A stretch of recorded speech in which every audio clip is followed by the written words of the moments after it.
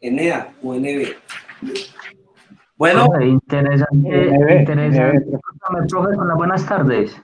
buenas tardes, ¿cómo estás? Muy Bienvenido. bien, gracias, profe. Bueno, Profe, interesantísimo ese tema que usted está tocando y a título personal le pediría que nos ahondara un poco más al respecto. Me parece súper importantísimo. Gracias. que- con todo gusto, les decía ahorita que de pronto dejamos unas clases de estas para que veamos eso. Un poquito de protocolo y un poquito de administración de la profesión. Administrar la profesión. Eh, por ejemplo, ¿qué se estila hoy en día? Hoy en día el abogado está amenazado, oiga, pues amenazado de extinción. Puede extinguirse los abogados, se podrán extinguir porque hay software que les define los casos a la gente. Hay softwares. A los pequeños abogados se los están comiendo pools. Abogados muy buenos trabajando por mínimos en oficinas de unos abogados que no son tan buenos, que estudiaron menos, pero que cuando salieron se convirtieron en empresarios del derecho, empresarios. Los conozco. Alquilar usted una oficina que valga 10 millones de pesos en un centro comercial, en una parte elegante. ¿Quién de ustedes, yo le pregunto, hay 12 aquí conmigo? ¿Quién está dispuesto a ese riesgo? 12 millones. Bueno, pongámosle de ahí para bajito. Es que un local comercial en el centro, ¿cuánto vale? Bueno, ahora una gran oficina bien ubicada, como las que tengo unos amigos que tienen unas oficinas, pero súper bien ubicadas. Entonces pongámosle 5 millones. Y usted dice, 5 millones mensuales. ¿Qué tengo yo que hacer para producir? Y es ahí que las universidades no le enseñan a la gente sino del proceso. Lo último que ustedes ven es el SPOA, cómo enfrentarse a un juicio oral. Pero ¿saben qué no les enseñan en el SPOA? Cómo administrar el caso. Usted en un caso penal tiene testigos de parte, tiene teoría del caso, tiene una prueba, tiene dos pruebas. ¿Cómo las va a numerar? ¿Cómo las va a foliar de manera que tengan como una precedencia? ¿Cómo usted hace para que cuando llegue a un juicio o a un alegato, que no tiene que ser el juicio del siglo, puede ser un alegato pequeño, pero que usted encuentre inmediatamente la prueba sobre algo que dijeron ahí y usted tenga las fichas y sepa dónde está eso?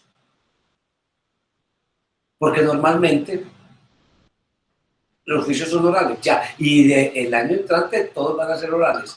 Pero ¿qué sucede? Que usted siempre tiene que tener el apoyo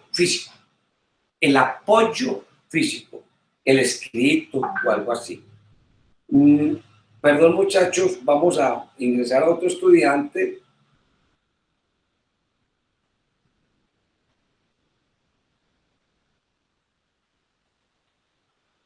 A ver, eh, lógica, a ver, Juan. Vamos a ver a Juan.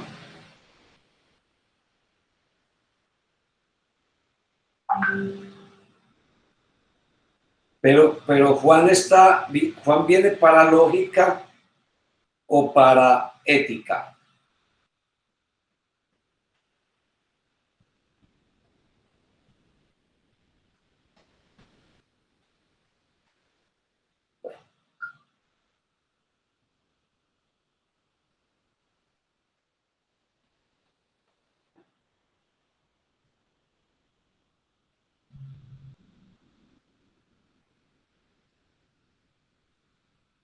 Juan, no, No supe qué Juan será.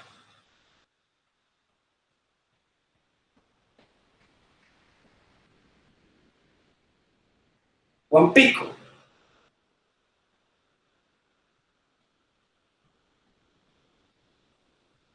No, no lo ingreso aún.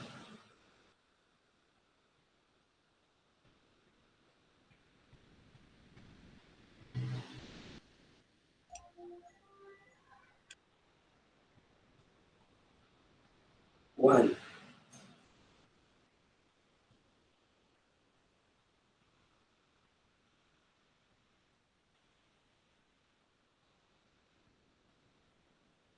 Vea, esto es tremendo, muchachos.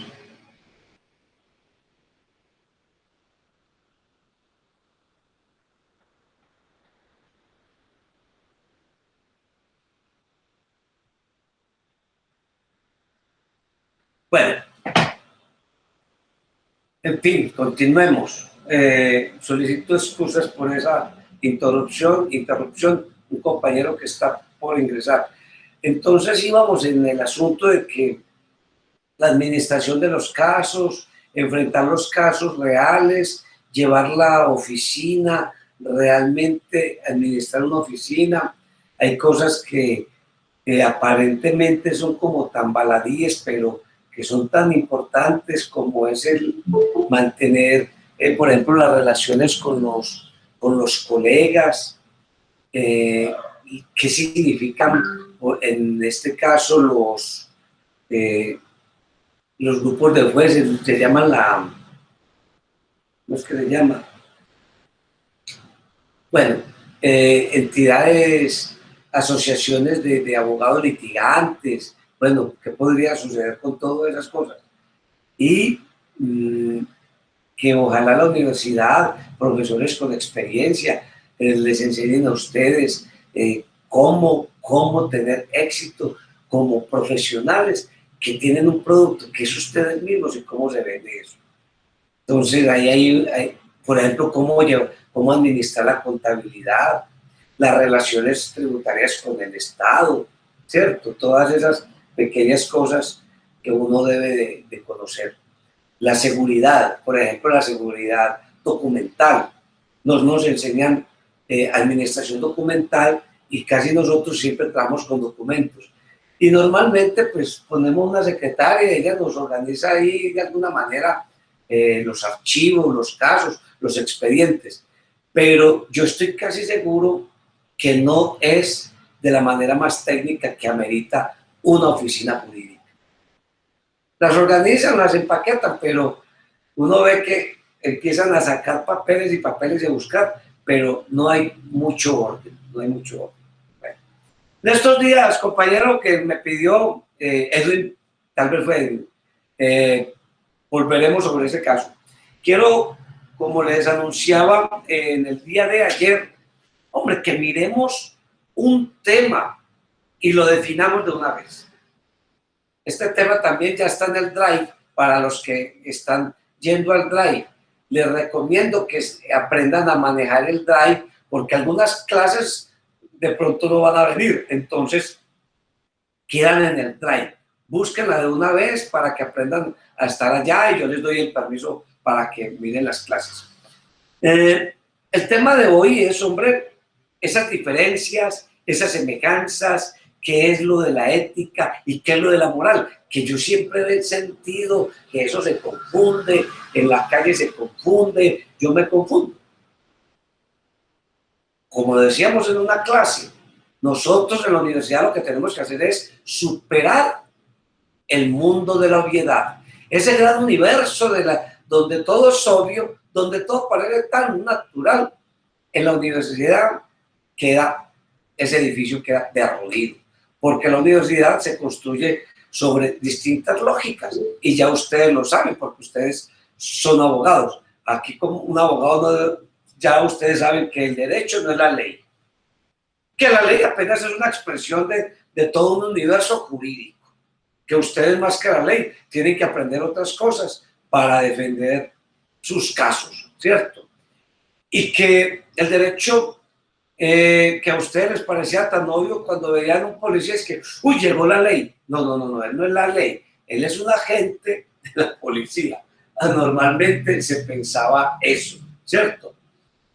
O que el legislador en su sabiduría, hombre, ¿cuál sabiduría? Ya ustedes saben qué componentes de poder son esos órganos como el legislativo, ¿cierto?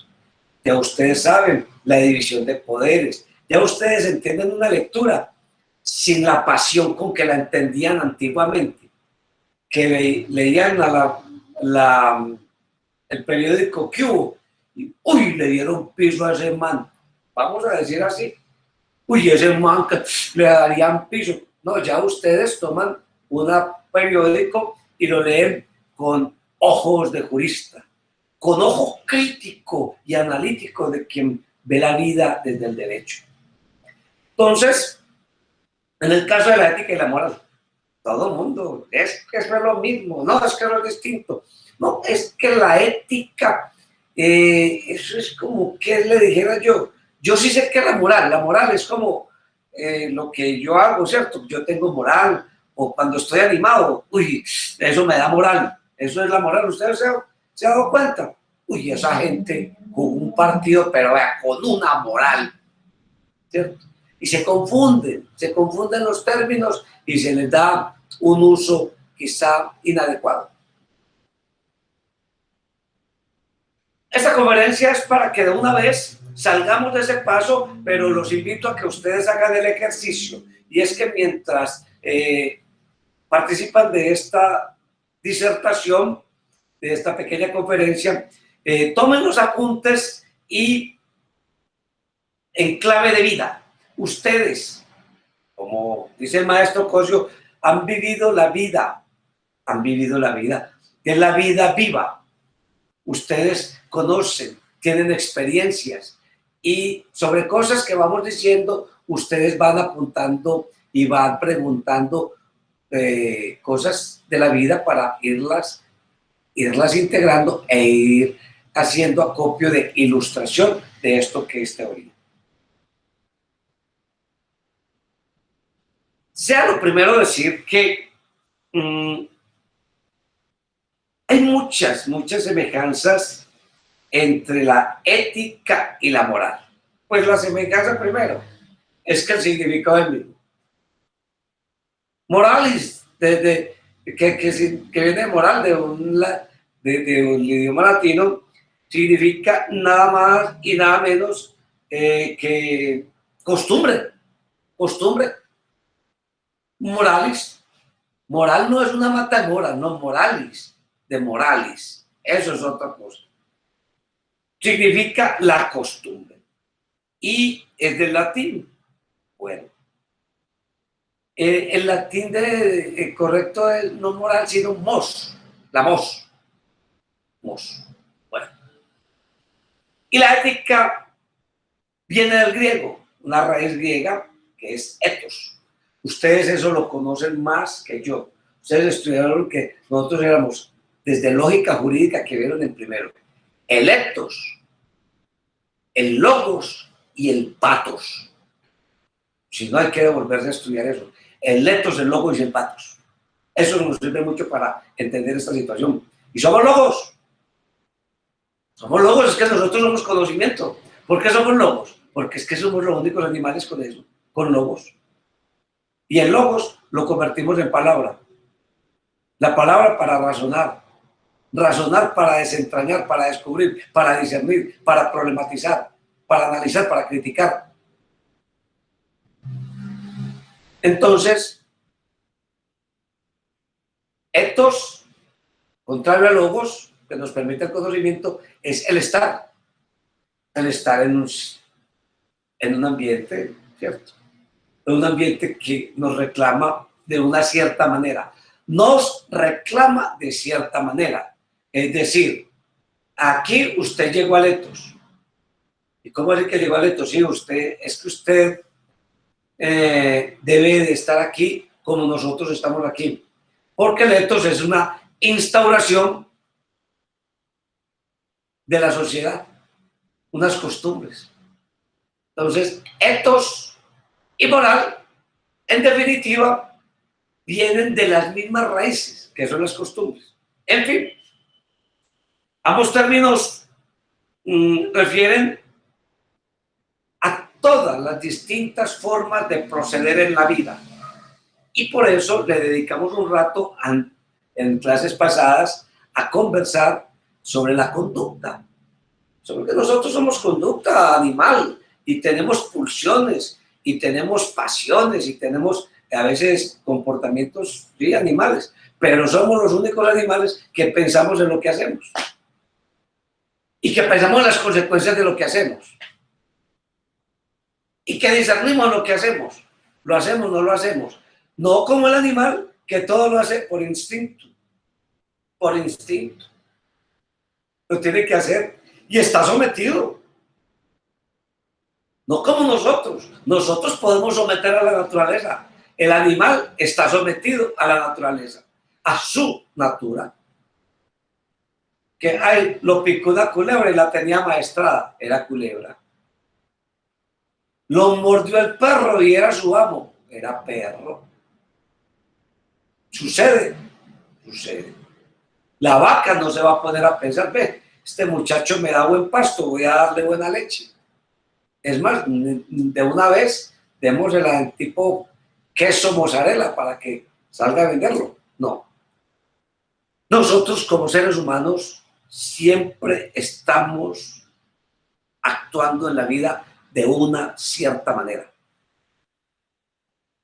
Y en la interrelación con el otro. En el etos. Con logos y con letos. Y con etos. Por eso a veces no huelga, no sobra incursionar en los terrenos de la antropología para que no nos olvidemos de lo que les decía, creo que ahora 8 días y creo que a ustedes. Hemos venido estudiando el derecho y se nos olvida lo básico, la conducta humana. Bueno, y otra cosa que se nos olvida muy, muy fácil, es que esa conducta humana en relación con otro y que se convierte en relaciones de poder, cosa muy tremenda. Entonces también necesitamos siempre recabar sobre todo toda esa teoría del poder. Maquiavelo, por ejemplo, y muchos más estudiosos, muchos más, pero Maquiavelo fue grande estudiando el poder. Bueno, entonces vamos a meternos en esto rápidamente. ¿Por qué es importante entonces distinguir entre ética y moral?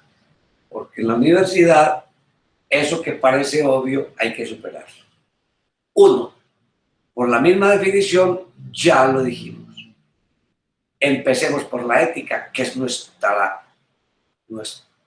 inquietud. Y de una vez, y quizá que se enamoren ustedes de esto. Hombre, la ética, y recuerden esto, es el estudio, es la reflexión sobre la moral. La ética es la permanente reflexión, el permanente estudio sobre la moral de las reglas de conducta aplicadas en alguna sociedad. Entonces, ya con eso ustedes tienen, ya nos podemos ir. Listo. Empaque y vámonos. Como el abogado cogió el cartapacio y salió.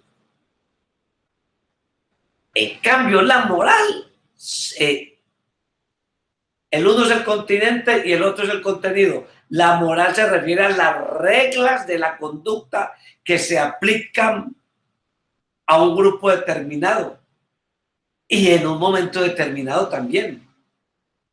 ¿Y qué es lo que encarnan esas conductas?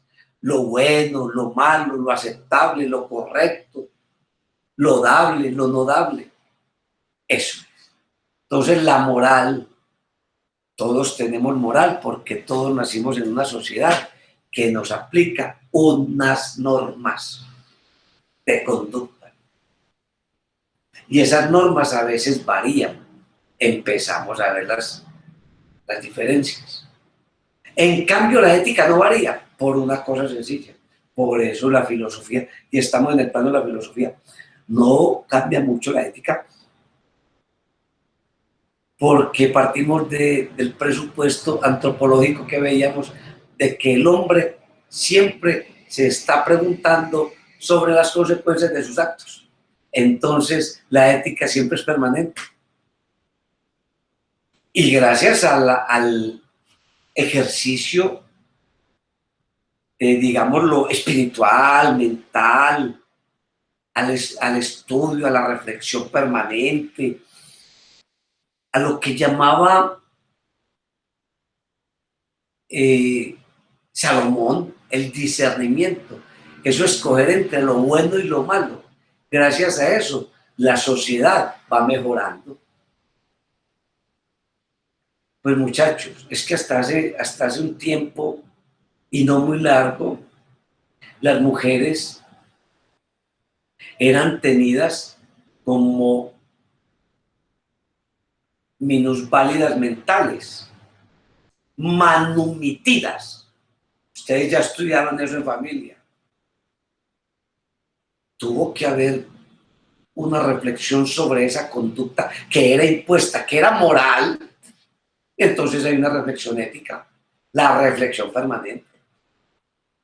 Y esas mujeres, entre otras cosas, que la palabra mujer, tal vez les dije una vez, significa muda, moler, muda, la muda. ¿Con quién anda el árabe? Con la muler, con la muda. Porque los árabes que invadieron España durante 500 años, o sea, hace más de 1000, estaban con una mujer y las mujeres no podían hablar. Las damas, las hembras con los que ellos. Entonces, como no pueden hablar, los otros decían, ¿quieren? Muler, muda, la muda. ¿Qué palabra tan berraca? Y amerita un análisis tremendo. Y así todas las conductas, todo lo de la humanidad. Hace poquito el homosexualismo era que un pecado y eso daban cárcel. Porque era homosexual. Y hay otras conductas, como a veces, como la corrupción, que darles premio, parece ser, eso está tipificado como delito, pero parece que lo premian porque... Y hasta hace un tiempo, pues hombre, usted estaba por ahí vagando, no, es que a mí no me gusta trabajar, para la cárcel. A Henry David Thoreau, uno de los grandes pensadores norteamericanos, lo metieron a la cárcel por vago. Un poeta. Vaya, miren, Walden, o ustedes que son abogados, lean maravilloso libro, un opúsculo, es un libro pequeño, se llama El deber de la desobediencia civil. No crean que eso es petrismo, eso es poesía. Solamente que los ignorantes no entienden ni de dónde viene eso. Henry David Thoreau, un iluminador, iluminó, por ejemplo, la causa de Gandhi. Thoreau. Y a Thoreau lo metían a la cárcel por pago. No, es que yo no voy a trabajar, es que pague impuestos. No, es que yo no soy de su sociedad. Yo a usted no les gasto nada. Se fue a una cabaña en un lago Walden. De ahí nació un libro muy maravilloso que le llama Mi vida en los bosques, Walden. Henry David Thoreau tiene ese texto que es del deber de la desobediencia civil que todo abogado lo debería de conocer. Y era un delito, era una conducta amoral, no estar rompiéndose el lomo por allá.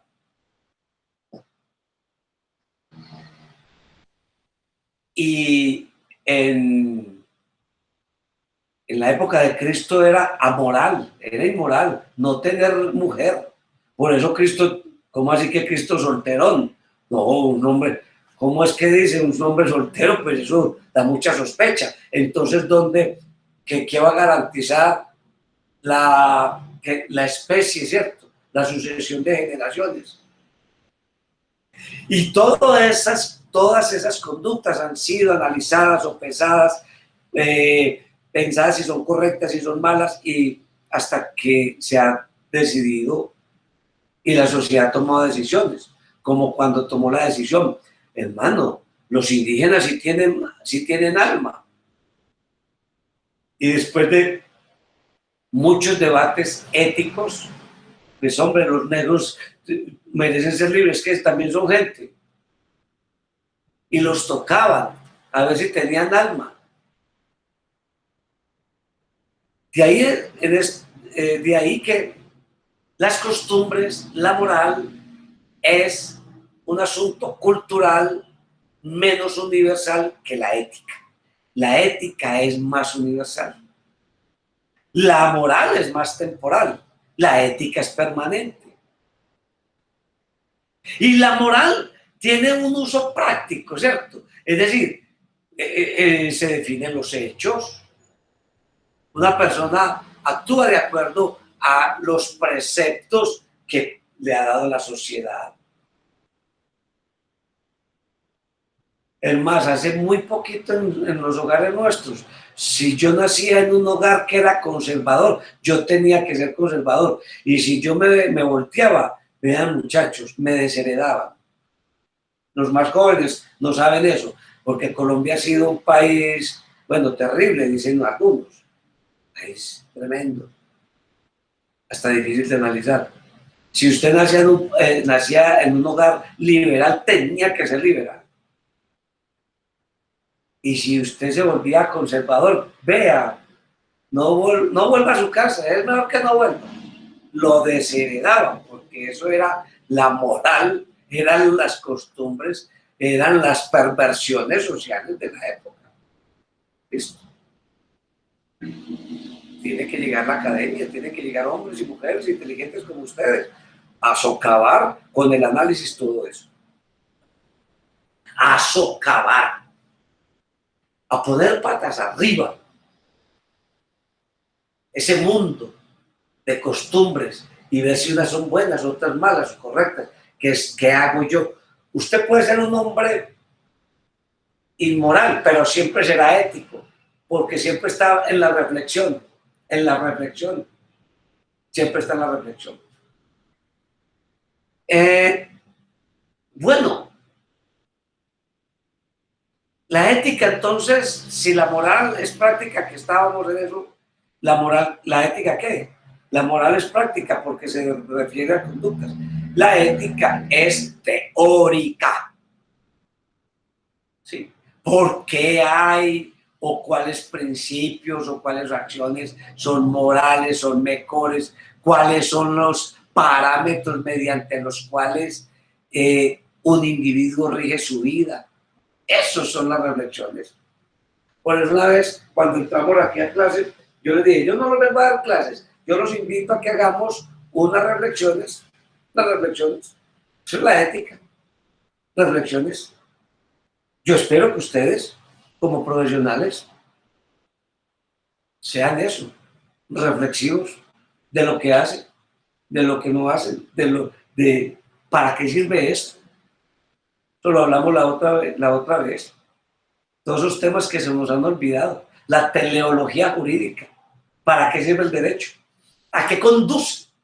¿A qué nos conduce?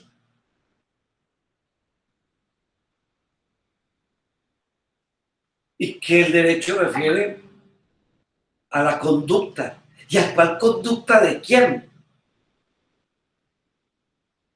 Y que ustedes como hombres y mujeres reflexivos, y yo sí les digo, y de una vez les adelanto, a veces todas estas actividades parecen como uno persiguiendo los fuegos fatuos. Esos fuegos y esas candelas que hay en el monte de pronto, y usted va detrás de ellas, cuando llega, no hay nada. Es un juego de mentiras. Pero esa es siempre la tarea. O un fuego fatuo como el abogado, nosotros que nos metemos a esto con ese entusiasmo, con ese sueño de la justicia, de descubrir el entretejido para llegar a la justicia. Ya vamos a leer algo de Kafka sobre eso. Y resulta que uno empieza a perseguirla y mientras más la persigue, ella se aleja más. Como la utopía, como decía un escritor uruguayo. ¿Y eso qué le sirve a usted la utopía? Pues no, me sirve porque yo la persigo y ella se aleja. Entonces yo la sigo persiguiendo y ella se sigue alejando. Para eso me sirve la utopía, para caminar detrás de ella, decía Eduardo Galeano. Y en ese sentido, muchachos, yo soy un convencido de algo y les comparto esto, que la ética, considerar a la ética como un bien social, como un bien intangible de la sociedad y de alto valor. Porque es que una sociedad que no se piense, imagínensela, es imposible. Es imposible imaginarlo. Piensen y vayan copiando.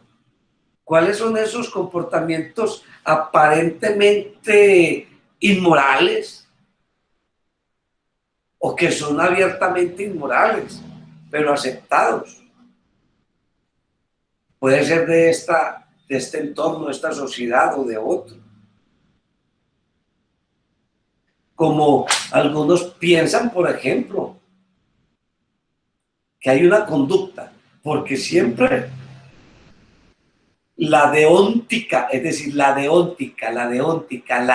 el estudio de ese comportamiento, la ética jurídica refiere a conductas.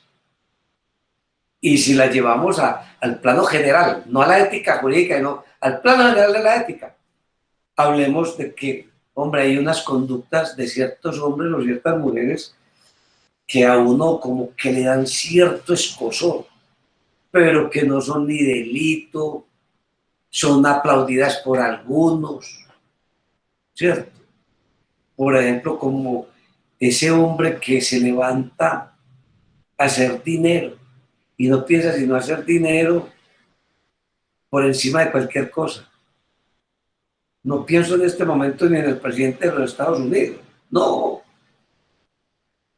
Hay gente que sufre de aporofobia, el odio, la aversión, la bronca, el disgusto con los pobres y todo el día está leyendo, estudiando, viendo videos de cómo hacerse rico solo con pensarlo y leyendo los libros de cómo hacerse rico en un santiamén y bueno.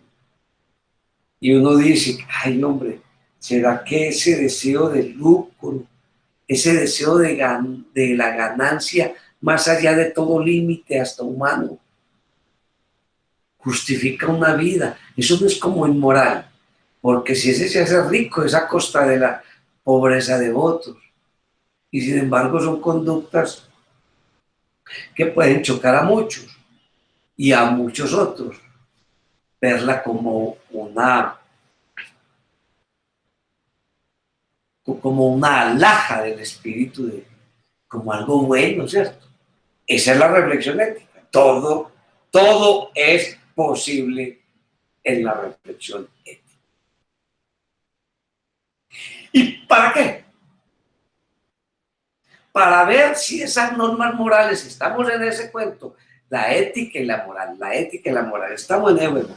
¿Y para qué? Para llegar a pensar, para llegar a un pensamiento que sea propio o de grupo. Ya eso es una riqueza social. Llegar a un pensamiento propio o de grupo y que eso impacta a la gente, impacta a la gente. Yo creo que eso da vida a una sociedad, y es más, es lo que le ha dado vida siempre a una sociedad. Creo que tengo aquí un libro.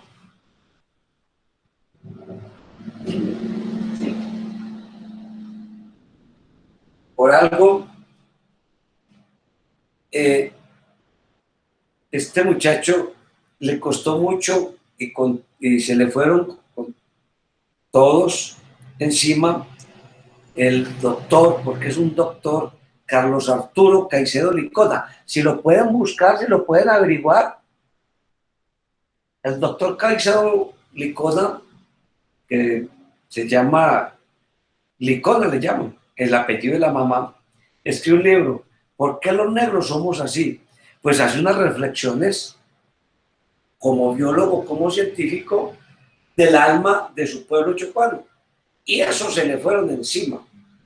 Yo he vuelto a revisar el libro para estas clases y digo, el doctor Carlos Arturo Caicedo Licona está muy loquito, tiene ya problemas muy mentales, de paranoias y bueno.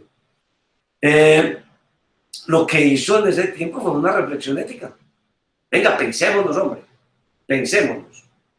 Eso debería de hacer un pueblo permanentemente, y por eso es que la ética se refiere siempre al estudio y al análisis de la moral. ¿Y cuando el hombre no ha estudiado? Díganme cuándo no. Siempre ha estudiado, siempre ha estado en la crítica, en la autocrítica. Si hay pueblos que pueden decirse que tienen más moral que otros, bueno, sea la moral que tengan, pero hay pueblos que tienen menos ética que otros o una actitud menos ética que otros, porque hay pueblos que se estudian menos, que no les importa verse a sí mismos. Podríamos decir nosotros que hay pueblos con una moral relajada, podría ser. Ve, Alemania le acaba de meter 8 goles a un equipo, y es que no es que son alemanes. Y sí, que tienen los alemanes. Empecemos a estudiar. No, fue que ellos estaban en la pandemia, pero ellos igualmente entrenaron y ellos tienen un espíritu. Bueno, podría suceder que ellos tengan un comportamiento socialmente adoptado, unos preceptos comportamentales que les diga, vea, ¿saben qué, señores? Si se acaba el mundo, pero nosotros seguimos en lo que estamos. Que hay pandemia, pues nosotros seguimos en lo que estamos. Hay otros pueblos que no, que van, hermano, no nos vamos a poner a jugar. Estamos en pandemia. No vamos. Y bueno, ahí están saliendo a jugar y ahí está el tronco. Puede ser. Eso podría tener unas explicaciones.